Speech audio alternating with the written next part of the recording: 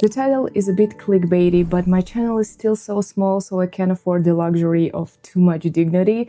But at the same time, that's also kind of true. I am recreating one of my favorite Hanabira Kobo's dioramas. In one of the previous videos in this multi-passion vlog series, I talked about why I started this project in the first place, and we already made the wooden floor 21 by 30 centimeters like in the original video. I'm still oddly proud of that. But right now I'm ready to move on to the walls, and in this video I want to share a little bit more of my thought process, how I'm studying the actual master's videos to figure out how to recreate each step. So if it sounds like something you're going to be interested in, hope you will enjoy this video, and let's start crafting. First things first, I need to map this thing out a little, so I'm making a rough sketch, mostly to figure out how many separate wall pieces I'm actually dealing with. And then I can start guessing the dimensions. And by guessing, I mean staring at the original video and counting. Thankfully, there are quite a few close-up shots where you can see the brick pattern, decorative details, and even the exact materials used. So it's not about the skill, but more about the patience, especially when the pieces are sitting directly on a cutting mat. Those are the best shots. I can basically copy the dimensions. And before anyone gets weird about it, no, I'm not encouraging anyone to copy other people's work. I just really admire the craftsmanship behind this build, and I wanted to learn how it was made, so it's for like learning purposes. This is one of those videos that inspired me to get into miniatures in the first place. And yes, if I'm being completely honest, I wanted my own version for years, but not to sell or claim it's my own, obviously. The original idea and design belong to the creator, and I will be crediting the original video throughout this whole project over and over again. So the next few hours were spent cutting tiny bricks out of the balsa wood sheets.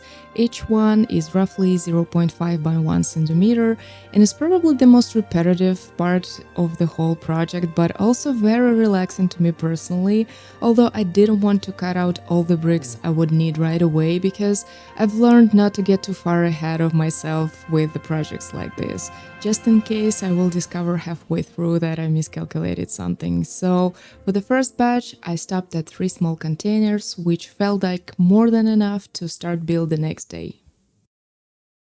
Oh my god, I watched this video like 100 times, and only now I see this Easter egg. Can you see this? This little hidden door right here. Oh my god.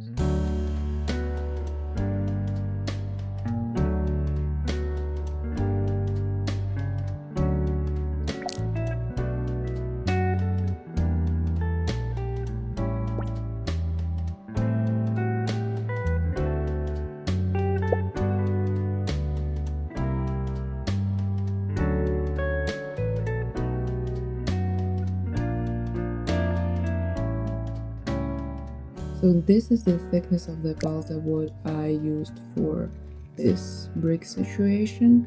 Now I'm choosing to use even thinner one to create this little door nook.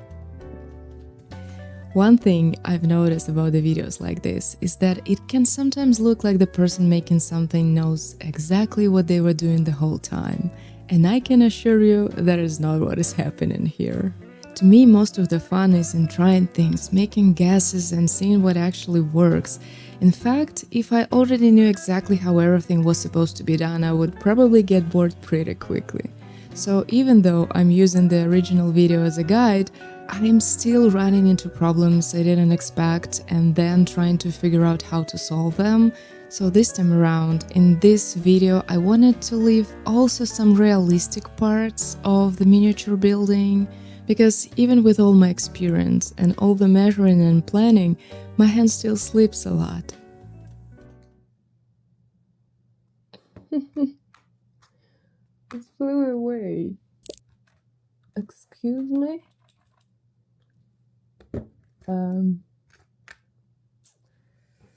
Well, I guess we'll never know.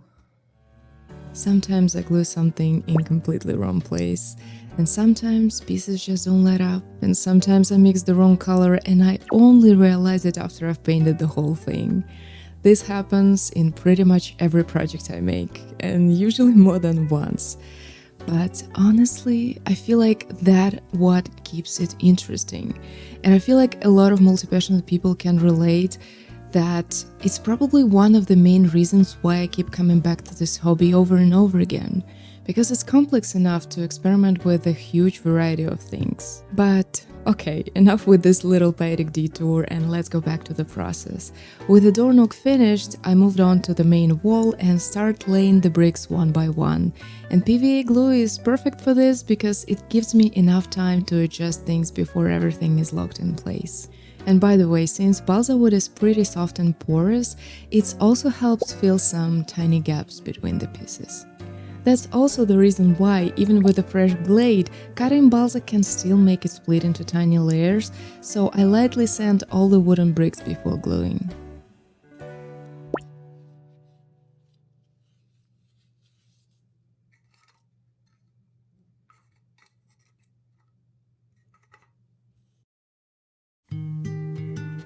Day 3 starts with making another batch of bricks, and as you probably know by now, repetitive crafting tasks are kind of my guilty pleasure.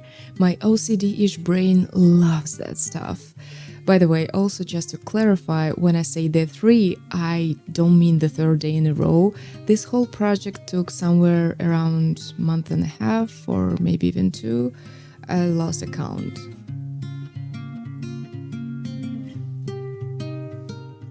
Next up is the wall with the café entrance. So I'm back with my sketch, back to the Hanabira's video, and I'm back to counting. At this point, I already know that each brick is roughly 0.5 centimeter tall, so counting is not something difficult, right? Well, I thought so, because I ended up rebuilding this wall twice. The first version had the windows in slightly wrong place, and to be completely honest, I'm still not entirely sure about the size of the round windows since those were pretty much eyeballed. But let's call the first version a prototype and forget about it. This happens actually pretty often when you're building from reference or from scratch, it doesn't matter. Sometimes you just tend to forget the obvious little details like wall thickness or something. But that's the whole another story, and for now, I cut the wall base out of cardboard using the measurements I came up with. And after that, I'm back to laying bricks with PVA glue. Except this wall has a specific brick pattern, so there's a bit more thinking involved this time, and maybe because of that, or because the interesting K-drama on the background distracted me the whole time, but I didn't finish the wall that day, and the day 5 starts exactly where the day 4 left off. So this is the end of day 4.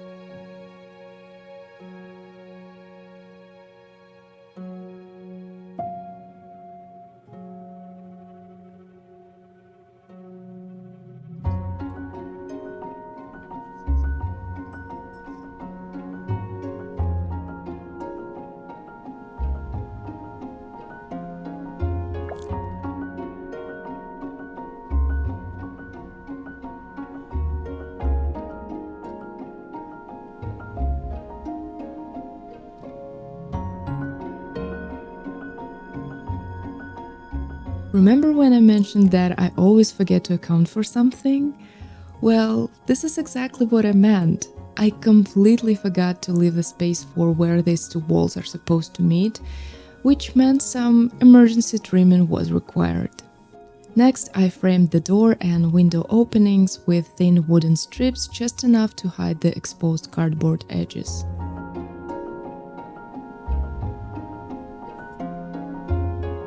And the next step was filling all the space between the bricks to create the look of the bare concrete. I actually talked about this clay and some of my other miniature craft building essentials in a previous video, so if you're curious, I'll leave a link in the description.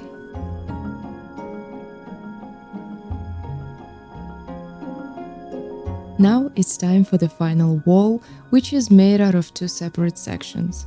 Thankfully, this is one of those pieces that appears on a cotton mat in the original video, which makes the measurements a bit of a no-brainer, so I transfer the measurements onto a foam board and cut out the lower section of the wall, including the window openings.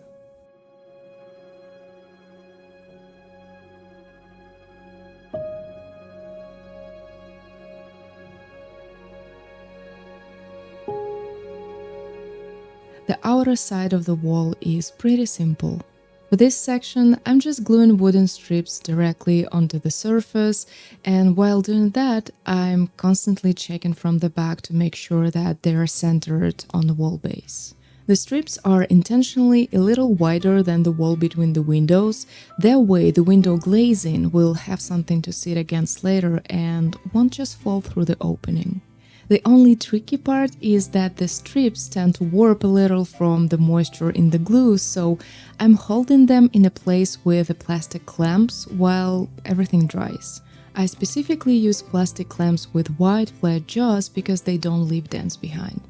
After everything dries up a bit, I turn over the piece and work on the inside of the wall. Same brick pattern as before.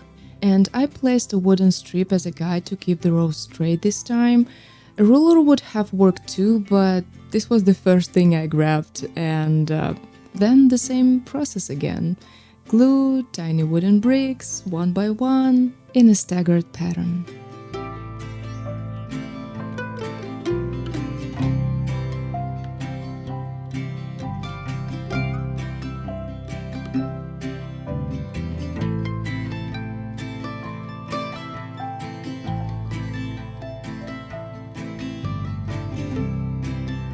With a new day comes the inside of the wall with round windows.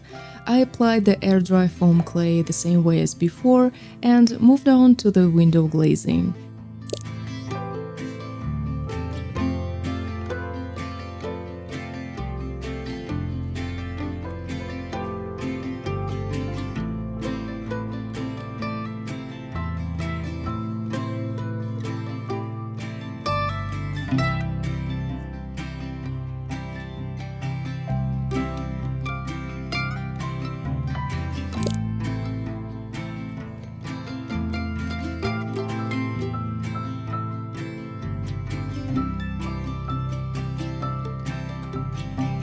This part took a little longer than I expected.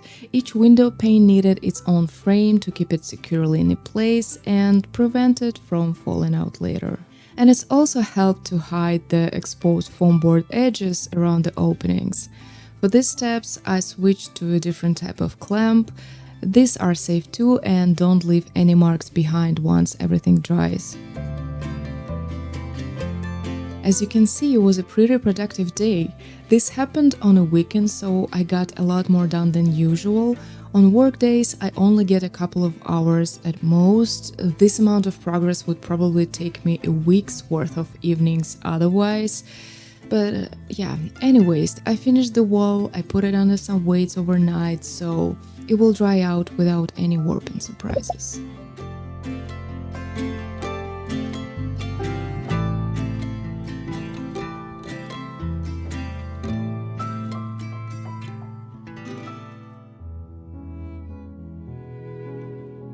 Day 7 starts with the second section of the final wall. Just like the first one, it has 3 windows, and this piece will sit above the lower wall at the angle, almost like a little attic extension. And I just have to mention that I absolutely love this kind of architecture. I feel like it instantly adds at least 100 cozy points to every project. Actually, it reminds me a little of a Hufflepuff mini diorama I built last year. And yes, maybe that's another shameless self-promotion, you decide, but I will leave a link to that video also in description down below if you would like to see it next.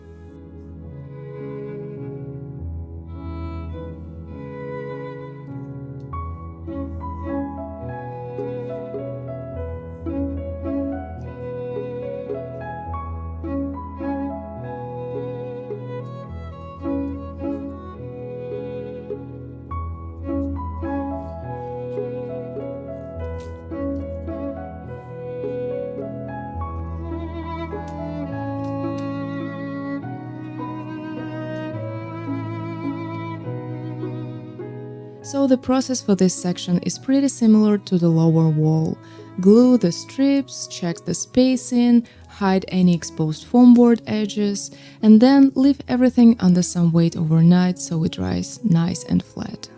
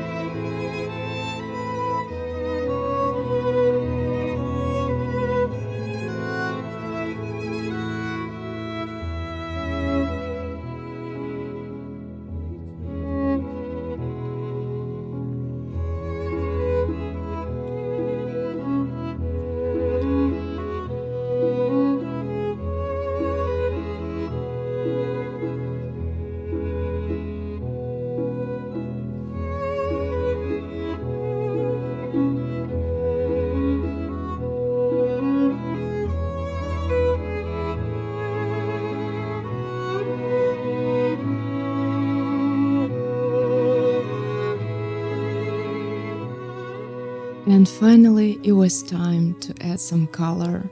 In the original video, Hanabira or Hanabara, I still don't know how to pronounce this person's name, so please let me know if you know exactly, uses the wood stain. And I went with diluted acrylic paints instead, mostly because I know myself. I'm not nearly precise enough to guarantee that no PVA glue ended up on the surface of the bricks, and the problem with that is that once the glue dries, it creates a thin barrier on the wood surface. Wood stain relies on soaking into the pores of the wood, so if there's any tiny patches of dry glue, the stain can penetrate evenly and the color ends up looking blotchy. You can sand the surface beforehand, but in my personal experience, it's very easy to miss a few spots. I ran into this enough times to know better, so instead of gambling, I mixed up the base color and painted the walls with the acrylic.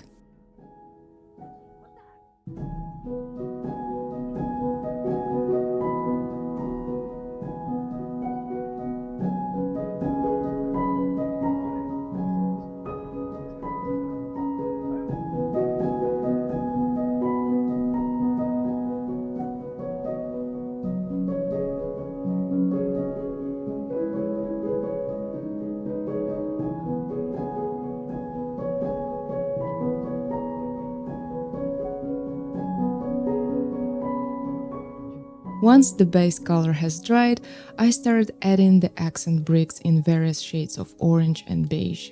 And also I think I'm a bit cuckoo because at first I've tried to find some kind of pattern by rewatching the parts of the original video. I thought of some hidden logic behind the placement, and after like 20 minutes I realized that there's probably weren't any. It felt more like a creative random choice rather than a system, which was honestly a lot more fun to follow. And before calling it a day, I also painted the outer section of the final wall white.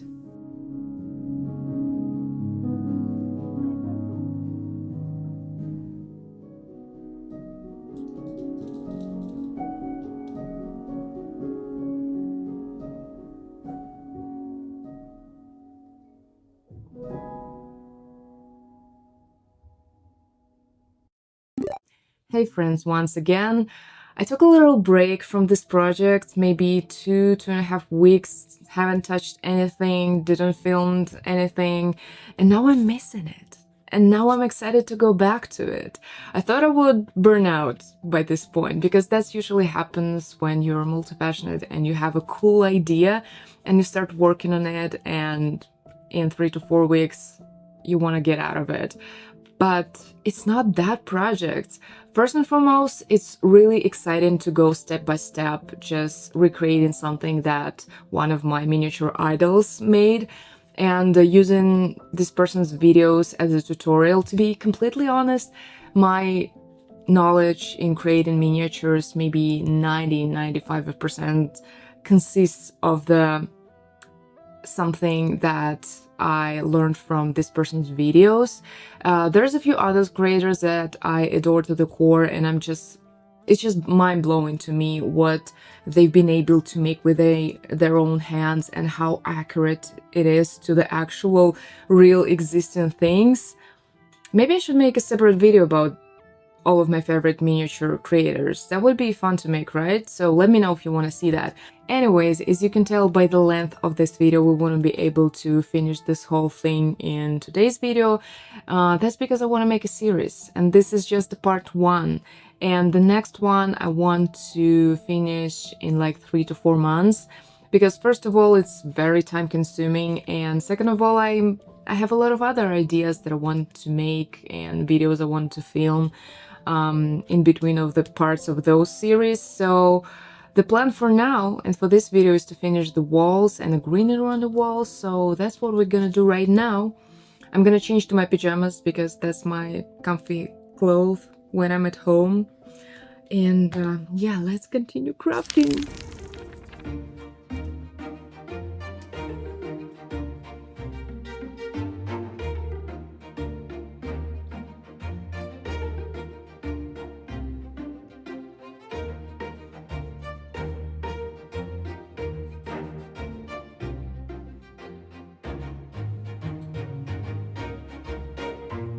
On day 9, I mostly work with moss.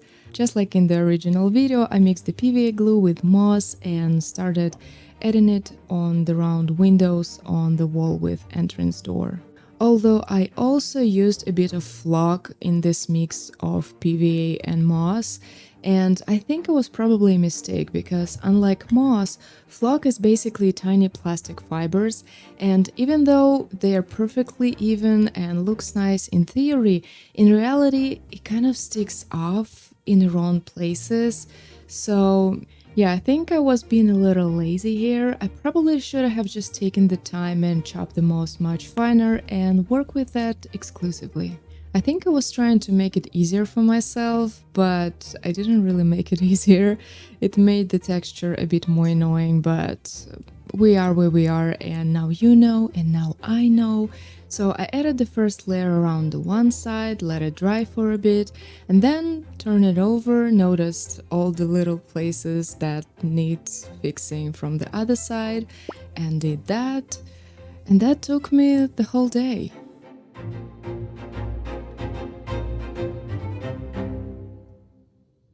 Okay, now this side is perfect, but right here, it's not pretty at all.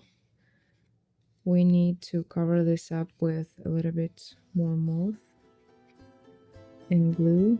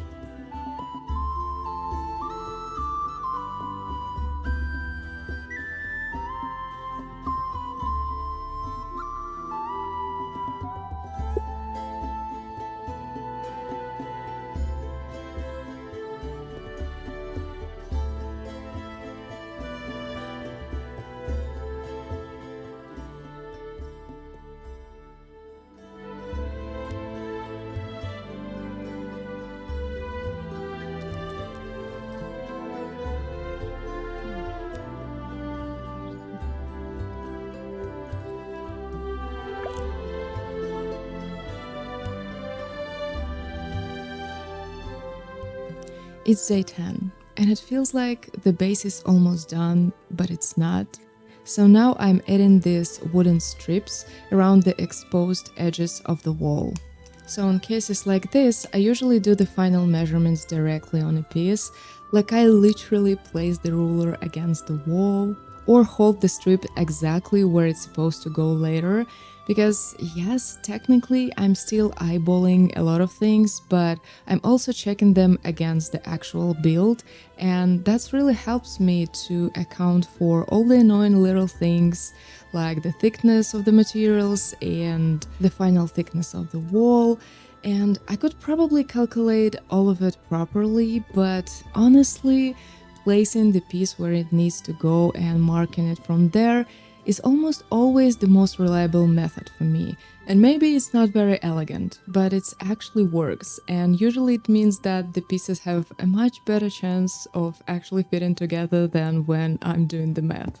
After that, I started working on the entrance door, and this door is made from the several tiny layers because the clear plastic doesn't just sit on top. It's kind of held between the frame pieces, almost like real glass in real windows. So not to mess up with measurements, I drew the whole thing on a graph paper first, because at this scale, 1 mm can absolutely ruin the whole thing. And actually, graph paper is another one of those boring little tools that saves me all the time. You can place the pieces directly on it and immediately see if something is off. So based on my sketch, I had the pieces cut, I glued the frame together, I checked the fit and stained it. And this time I actually used walnut wood stain like in original video, mostly because I used the glue inside the door so it's not visible, and also on a tiny door like this the stain behaves so much better. If I had done this on a big brick walls, every glue mark would be probably very much visible, but here, small details, small crimes, well, it worked, that's all you need to know. And then I made the door handle from 1 mm wire. I just bent it around the small glass cube to get a clean curve. And for this little base of the handle round part, instead of wrapping a tiny pieces of tape around the wire like Hanabira does, I used a bead. Because sometimes I look at this person's level of tiny craftsmanship and like, beautiful, incredible, remarkable, but my nervous system is not ready for that. So yeah, a bead with 1 mm hole does the job perfectly, and it saves a very specific kind of pain that I personally was not planning to experience. And the last thing I needed to make for this part was this little red awning above the entrance.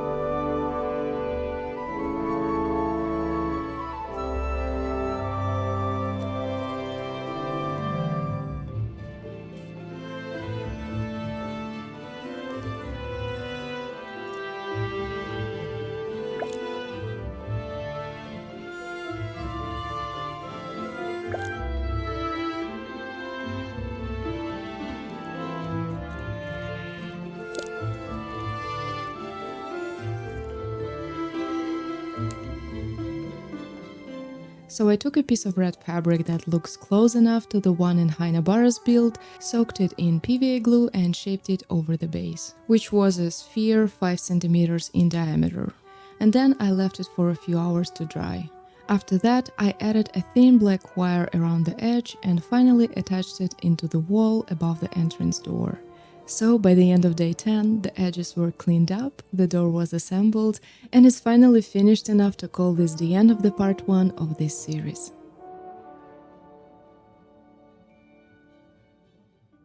So it's the end of the day, and it's also finally the end of the part 1 of this series of me recreating this diorama! Yay!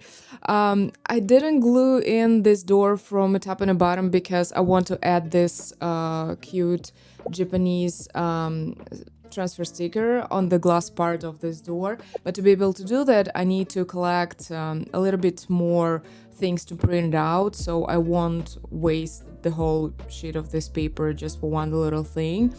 Other than that, everything is pretty decent. There has been some try and errors and some mistakes that I've showed you and some that I left behind the scenes, and some little things we will cover up later on with moss. But there's one mistake that will bug me till the end of this project, because I know that I cannot fix it. To be able to fix it, I need to rebuild the whole thing. I'm just curious, did anyone notice? Any guesses what this is? Please leave me in the comments down below, and I will give you my answer in the next video of this series. And if you watched until this moment, I just genuinely want to thank you for keeping me company today, and until next time, stay cozy, curious and crafty. Bye bye! Tschüssiki!